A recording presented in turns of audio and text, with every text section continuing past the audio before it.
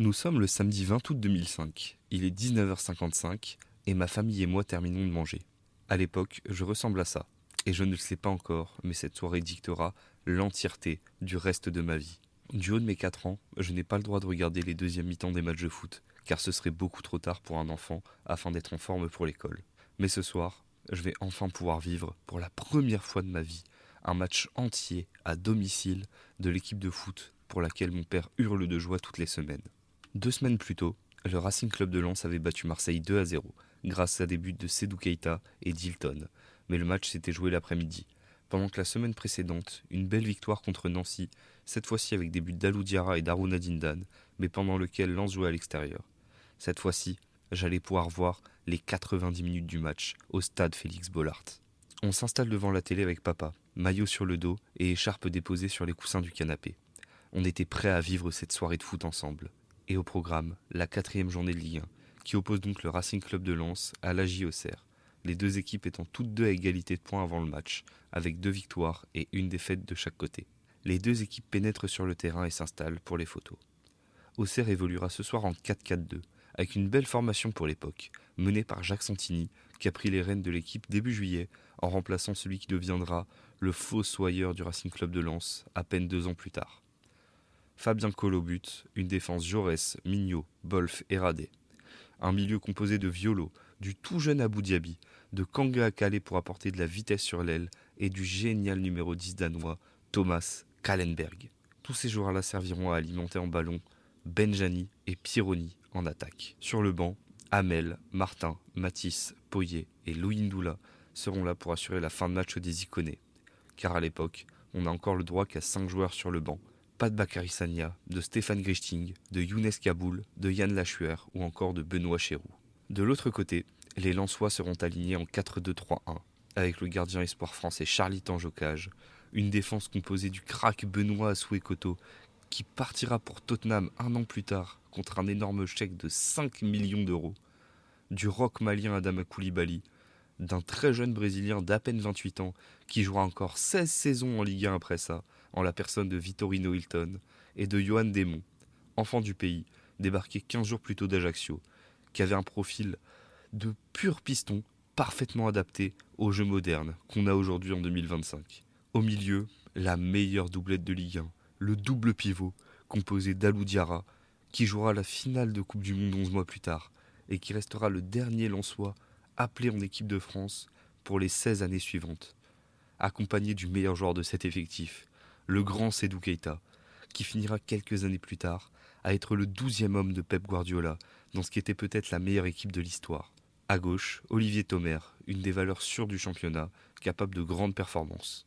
À droite, le David Beckham de Ligue 1, Jérôme Leroy, un des pieds les plus soyeux du championnat, un vrai distributeur de caviar. Dans l'axe, Jussier, un des bons joueurs du championnat, qui finira par être un artisan majeur du titre bordelais en 2009, ainsi que du beau parcours en Ligue des Champions, malheureusement stoppé par l'OL en quart de finale l'année suivante. Enfin, en pointe, Daniel Cousin, bon attaquant de notre championnat français, qui terminera 4e meilleur buteur cette saison-là, avec 13 buts. Sur le banc, Chabert, Gillet, Barul, Eric Carrière et l'immense Arouna Zindan qui ne jouera pas ce soir-là. Les seuls absents ce soir-là seront Johan Lachor, l'homme ayant offert le titre au Lensois en 98 en égalisant contre Auxerre, ainsi qu'Issam Djema, jeune espoir tunisien, arrivé quelques semaines plus tôt. Cette équipe est menée par un nom important de l'histoire du club, Monsieur Francis Gillot, dont le départ 2 ans plus tard mettra le premier coup vers la chute vertigineuse du Racing Club de Lens. Le coup d'envoi est donné par l'arbitre central, Damien Ledentu.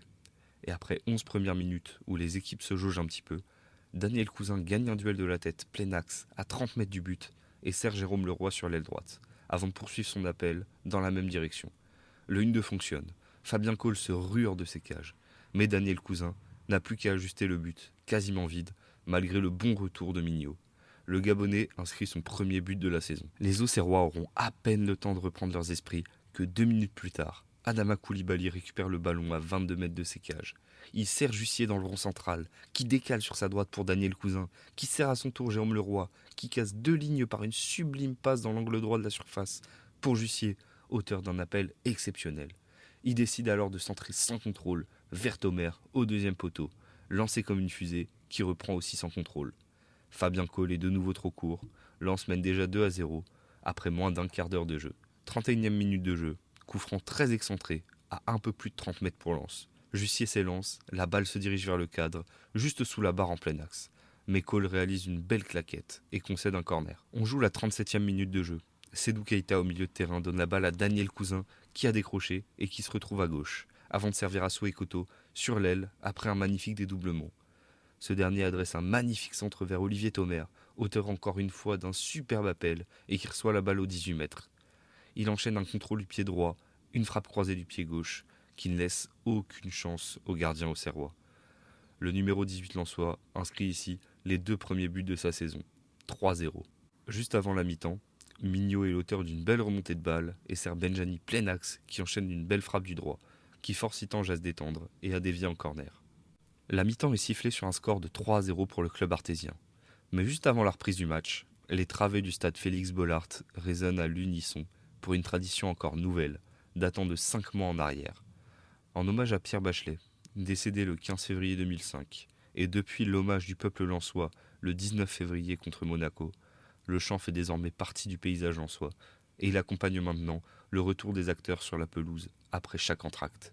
Le coup d'envoi est cette fois-ci donné par les lensois, et la première action de cette seconde période est l'œuvre d'un supporter ayant envahi le terrain.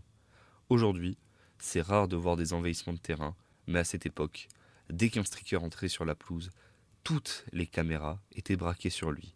Et surtout, tout était visible à la télé, ce qui motivait encore plus les envahisseurs de terrain à venir nus devant les caméras.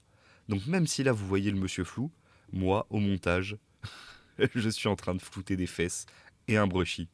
Donc rien que pour compenser cette souffrance, abonne-toi, like la vidéo et dis-moi en commentaire quel est le match fondateur de ton histoire d'amour avec ton club de cœur.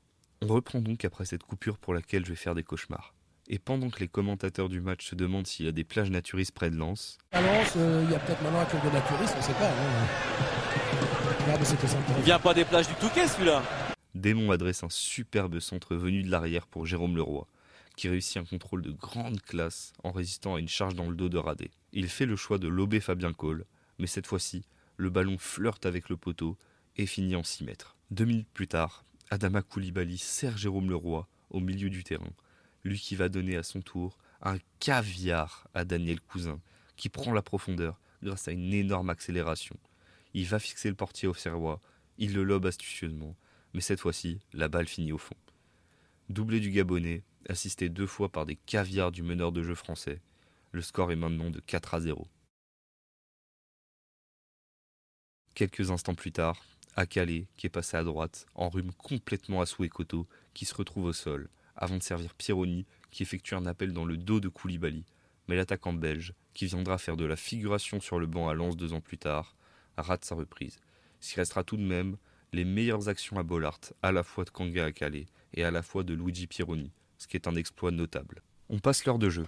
Hilton et Diarra sont remplacés par Nicolas Gillet et le grand Éric Carrière. Auxerre s'apprête à effectuer un triple changement quand les réalisateurs décident de nous remontrer l'entièreté de la course du striker, qui fonce se jeter dans le but de Charlie Tange. Je vous laisse une nouvelle fois en profiter. Pendant ce temps-là, Radet, Pieroni et Kallenberg sont suppléés par Baptiste Martin, Peggy Louindoula et Lionel Matisse. 66e minute de jeu.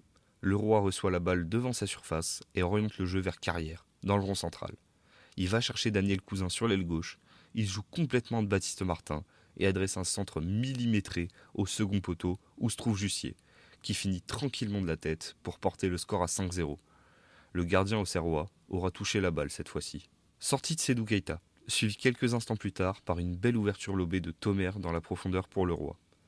Il temporise devant Bolf, à l'entrée de la surface, avant de lober toute la défense en servant Johan Desmond, auteur d'une fantastique chevauchée, l'ayant mené au second poteau.